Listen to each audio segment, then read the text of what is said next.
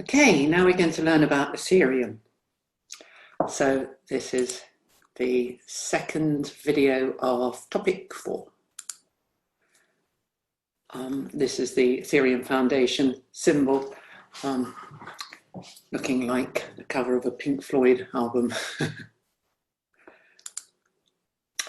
So an amazing person called Vitalik Buterin, or Buterin, he's Russian originally, grew up in the States. When he was 19 years old, he proposed Ethereum in a white paper, and together with somebody called Gavin Wood, who we'll look at in the next video. Let's have a quick look at Vitalik Buterin's website. It's just his posts, beautifully written articles. We'll see a video of him a bit later. So, yeah, amazing, 19 years old to start this, crowdfunded the development using one of the first initial coin offerings. And so with initial coin offerings, we'll learn about that in the next topic, but there's always a pre-sale and then a proper sale. And on the pre-sale, you get a much better deal. So it was 2,000 Ether, that's the coin associated with the Ethereum blockchain, 2,000 Ether for one Bitcoin. And during the actual ICO, when it was going on for a few weeks, the price of Ether went up and up. So the exchange rate went down, and now it's only about 30. It's about 30 Ether to one Bitcoin. Anyway, so a lot of ICOs raise Bitcoin or Ether now, actually, and then convert to dollars. So at the time, they raised about 40 million. That was for the Ethereum Foundation. Blockchain went live and Ether started trading in July 2015. And since then, there have been lots of forks and upgrades in the past and several planned in the future. Some of the ones in the past weren't actually planned, like the DAO fork. There was a fraud. The Decentralized Autonomous Organization was a crowdfunding platform where people voted on which charitable profits to fund. It's all very good, but then somebody hacked into that part of the chain and started deciphering off all the funds. So yeah, that didn't work very well. And what happened was that Vitalik decided he was just going to roll back the entire blockchain, unravel it, put all the transactions back in the memory pool, and start the chain again, so that, as if the Ether never existed and was never stolen. And the names of these planned developments, the frontier phase, homestead, metropolis, it's like going into the Wild West, new country, you know. So we've just had Istanbul. Muir Glacier is something to prevent what we call the difficulty bomb or the ice age, when there'll be no incentive to use proof of work and everybody's going to be using proof of stake by then, which is a different sort of consensus mechanism. We'll get onto that presently. So the coin Ether, 60 million of it was issued, allocated at the end of the crowd sale, with 48 million going to contributors of the pre-sale and 12 million going to the early contributors and the Ethereum Foundation itself. The Ethereum Foundation's got an amazing website with a lot of great material there. And they run this amazing conference too, called DevCon. And you can find out an awful lot more about what Ethereum is and what Ether is, and get a wallet. And you can look at the development if you want to become a Ethereum developer. So it's all of, that's where the community sort of hang out. So the money supply is quite high because when, with proof of work, miners need to be given a reward. Once proof of work stops and everybody's doing proof of stake, then you don't need the rewards anymore, but and the money supply will stop. At the moment, quite a lot of Ether is produced because there's one block every 13 seconds on average. So there's 6,000 to 7,000 new blocks a day. And there's 2 Ether per block for the mining reward, or a little bit less if you mine something called an uncle. That means there's about 15,000 new Ether issued per day. And at the moment, the value of Ether against the dollar is something like $400. So there's quite a lot being issued each day. But the value of Ether depends on lots of things. It's not just the money supply, because it's got real economic value as what we call a utility coin. Again, in the next topic, we'll look at different types of coins and tokens and classify them into different utilities, asset tokens, security tokens, and so forth. So it's a utility token because Ether is used to power Web 3.0. Explain how that happens in a minute. So transactions are not just simple wallet transfers of Ether. Most transactions are smart contracts. Both the initial deployment and the ongoing executing functions are built into the blocks of the Ethereum blockchain. For example, if you're issuing a new ERC20 token for an ICO, or if you're sending some of that token to a user, we can have a look at them actually. Let's look at the Etherscan Block Explorer. So the price of Ether at the moment is 390. Total transactions counter 16.42 million. The median gas price is measured in something called gwei, and there are I think 10 to the 9 gwei per Ether, so it's a very tiny amount of Ether. Difficulty because they're still using proof of work, and hash rate, those go together. The latest miner was Nano Pool, Spark Pool, Ethermine. So these are the biggest miners on Ethereum. These are the latest transactions. This is a wallet transfer. Let's have a look at the latest block. It was built a minute ago. 182 transactions with 18 contract internal transactions. So this looks like some swap, wrapped Ether, gas token. So those would be corresponding to smart contracts. Other transactions are Ether wallets. This is a stable coin, True USD. I bet there's some Tether ones somewhere. There's a Tether. Yeah. Much less than there used to be. Used to be almost all Tether, but now Tether's, as I said, on many different blockchains.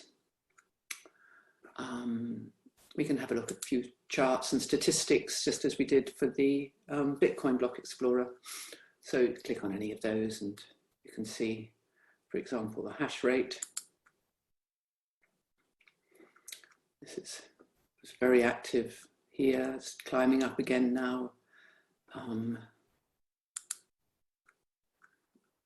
Transaction fees, they've been pretty big recently. It's because of all these smart contracts corresponding to decentralized finance applications, mainly lending and things like that, actually. Okay, so about 1.2 million transactions per day. This was in August, but quite slow because, as I said, a lot of the transactions are not done with proof of stake. That's still in trial phases.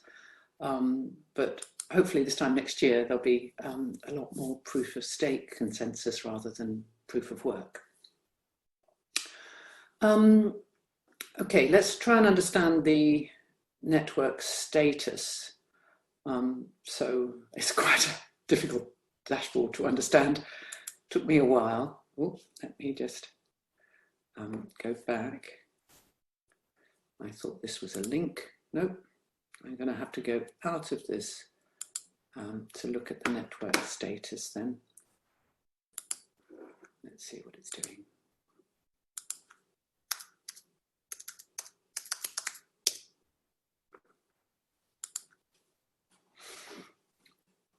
Stats. So the last block is pretty slow at the moment. If you look at the nodes, not as active as it would be this afternoon when you get many more American nodes. So this gives you the block time, 14 seconds, 24 seconds. Some of them are 5, 25, 8. That was quite a long one just now. The previous one was only 1 second. This is the block height, so like the block number. Uncles will explain soon. Number of transactions per block, that's easy enough. Difficulty, I'll explain. Block propagation, gas spending, gas limit, I better explain all those things, okay? So anyway, you can see the transactions coming in and where they are coming from, Funfair, mainnet, and so forth, different wallet addresses. All right, better go back to here. So what are uncles? Well, they're completed blocks that don't get confirmed in the longest chain. So suppose that this is the correct blockchain, and then suddenly you've got 2 blocks that have been built on, instead of just one of them being built on. They've both been built on. But then once this one hasn't been built on, this one has. In fact, it's been built on twice. So the longest chain, so this is only 2, whereas this is 3, and that's 3. So when this one comes along, it's going to build on either that or that. And suppose it builds on that, so that's the parent, then this becomes the longest chain, and those 2 need to join back up and they'll go back to the main chain. So that's why you get a chain with sort of loops in it, rather than just one link in every chain.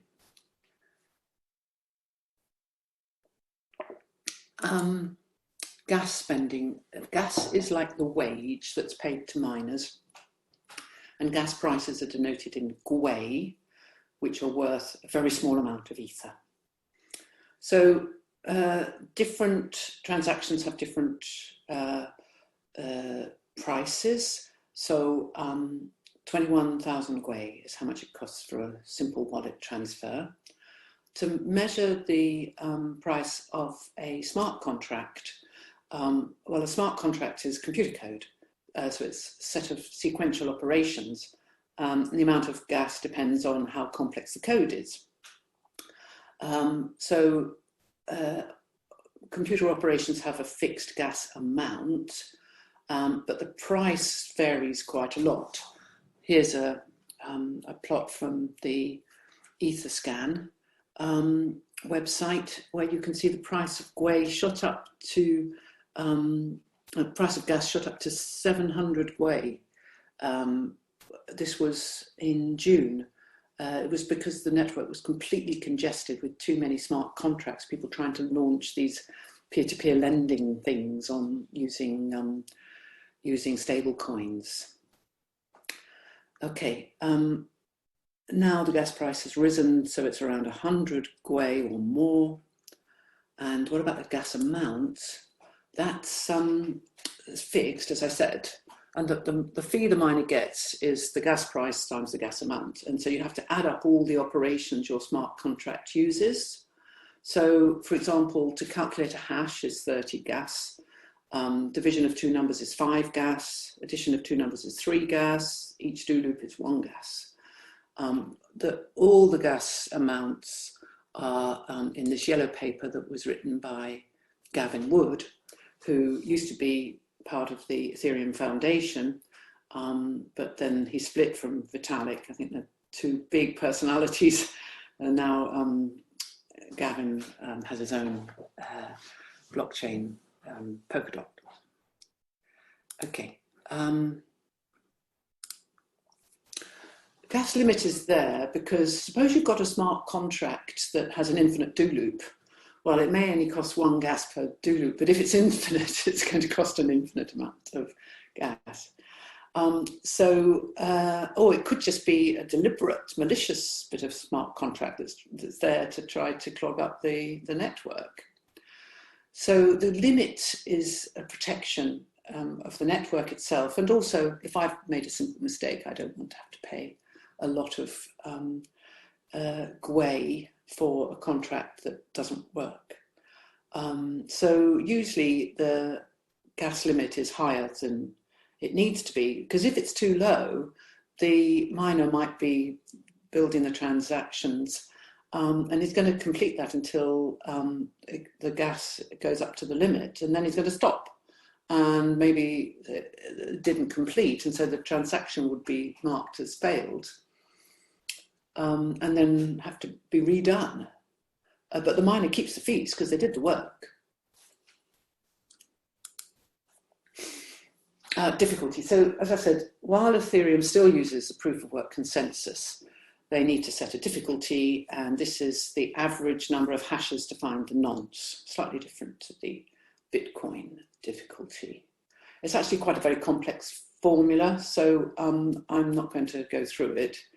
But just so you know, it varies automatically to keep the average time of blocks relatively stable, the same concept as with the Bitcoin difficulty.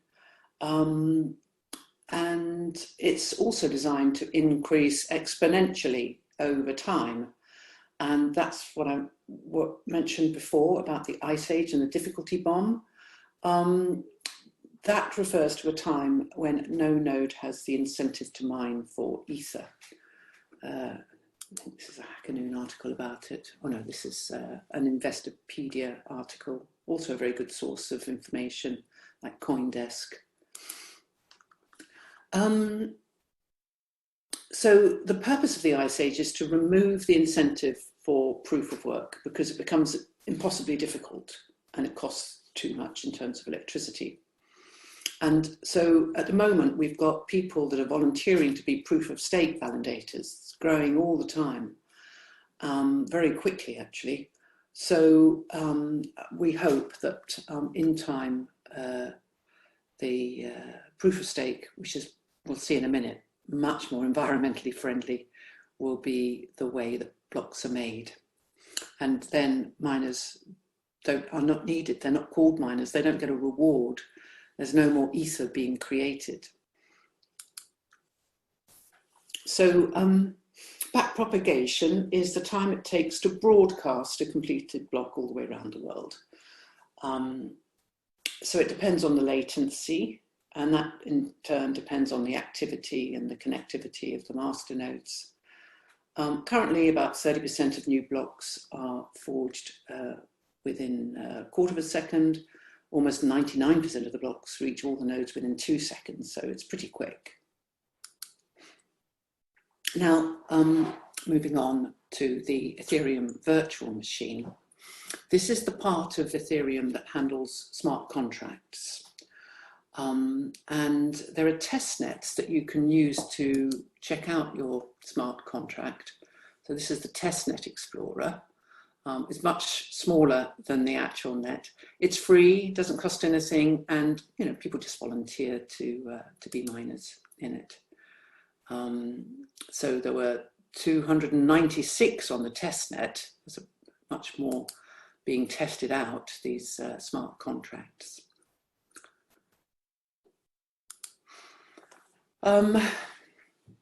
So they don't offer any security guarantees, that's the only thing. you need to write your smart contract in something like Viper or Solidity. We'll talk about those in the next slide. Then it goes into a compiler, and then it's put onto the blockchain using this Ethereum virtual machine. So EVM is a contract-oriented, not object-oriented, contract-oriented programming languages. They need those. So like Solidity, there's more about Solidity, written by Gavin Wood. Viper, this is designed by Vitalik. It's a bit more high level. No, high level is when it's like got an easy graphical user interface. So Solidity is high level, and Viper is it's more like Python. Still relatively easy. Now, both are what we call Turing complete. So that means you can do these do loops, which are really important in smart contracts. And in principle, Turing complete means you can solve any computational problem, but that's only in principle. There's this guy called Siraj. Hello world, it's Siraj, and don't go anywhere. This is going to be one of the most important videos you've ever seen in your life. So sit down and enjoy the ride. What I'm going to do in this video is I'm going to build a voting app. Okay, and let me demo it first. Okay, this is my Hello World voting app. It's got 3 candidates, and I'm going to vote for one. I'm going to pick one, Rama, and then click vote, and the vote shows up. Okay, there are 3 candidates in this app. I voted, and then the vote shows up. And anybody who uses this app can vote, and then that vote is going to show up in the web app. So you might be thinking, wait a second, that's so easy. Why are you demoing this? Because the difference between... Okay, that's a very long video, but he goes all the way through the stages of writing a contract in Solidity and putting it on the EVM. Now move on to Proof-of-Stake Consensus. In Proof-of-Stake, blocks are forged, they're not mined, and validated, or you could call it prepared and committed. So validator nodes replace the mining nodes. So these are full nodes that have a stake. A stake is measured by the amount of ether deposited in a validator pot and the time since that deposit was made. And the use of these stakes is, first of all, it's the deposit against fraud. We'll see why in a minute.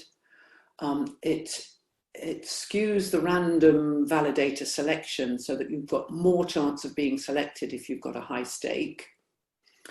And it's used for other validators to commit or validate your block.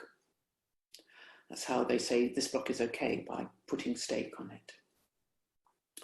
And in Ethereum now, validators are randomly assigned to different shards. I'll explain what shards are after proof of stake.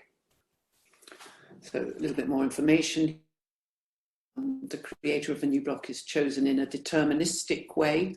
It's randomly done, but it follows some random number generation, which is, as I said, skewed towards the stake that each validator has. And there's no block reward. The miners take the transaction fees. Anyone can be a miner, but you have to have ether. The proof of stake currencies can be much, much more cost effective. They don't cost lots of electricity and so forth, much more environmentally friendly too. So the forger of the next block, as I said, is chosen randomly from the validators in the shard. The probability of selection is proportional to the stake on that shard in a chain. A shard is a special chain that runs parallel to the beacon chain. I'll talk about that soon in a minute. So the forger proposes a block to prepare from its mempool of transactions, and the stake that the forger puts on that block has to exceed the sum of all the transaction fees in the block. That is because the stake would be forfeit if there was a fraudulent transaction. So if you were to approve a bad transaction, you would lose your stake. And if that transaction is worth less than your stake, then you would have no incentive to approve a bad transaction. The other validators in the shard have to commit to your block by staking some gas on that block. And the block's finalized when all the other validators in your shard commit at least 2/3 of the total stakes held by all the validators. So once the stakes are there, they're still in the chain and they can be used later on. But stakes can be forfeit, taken away from you. First of all, if you stake on a block when you're supposed to be making the next block in a time slot, then you lose your stake, or if you approve a bad transaction.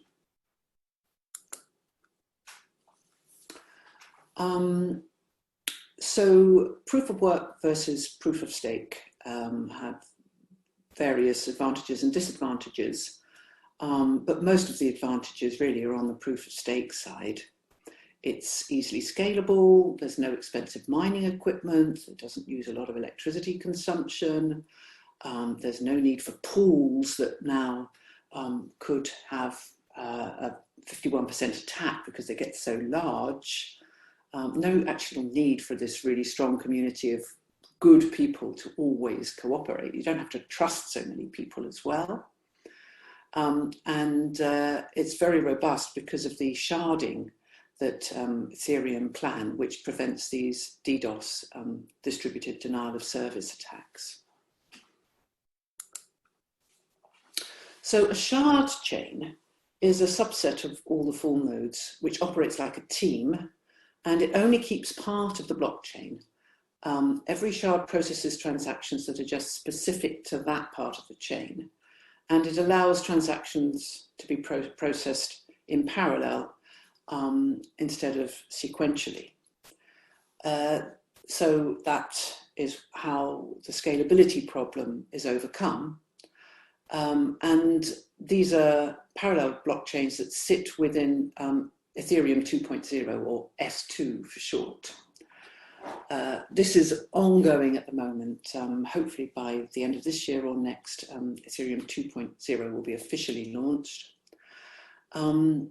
So the validators forge blocks of transactions on every shard, and then they report those transactions to the main beacon chain in the time slots that they're allocated. And if the stake is on a part that misses the time slot, then it's forfeit and taken away from that shard chain. With many shards processing transactions in parallel, we need that beacon chain to ensure that all the transactions are synchronized and all the other shards are informed about transactions that are going on.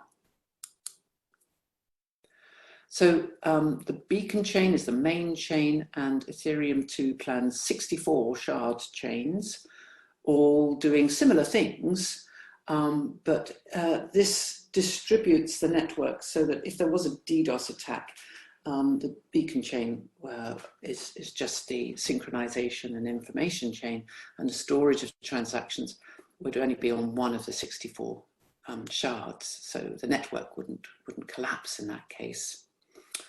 So time is put into what's called epochs, and each epoch has 32 time slots, and the different shards are allocated to those 32 time slots. So here you can see the most recent epochs. Obviously the most recent one wasn't quite finalized, but it's finalized once all the stake goes, when enough stake goes on. Here's a missed time slot. See that whoever was allocated this particular slot in epoch 4980, and it was, I don't know, the 16th slot, maybe this slot here or that slot there. Somebody missed it. and the random validator was number 21452. Okay, I think that's it for this lecture. Next one will be about other public blockchains like Polkadot and IOTA.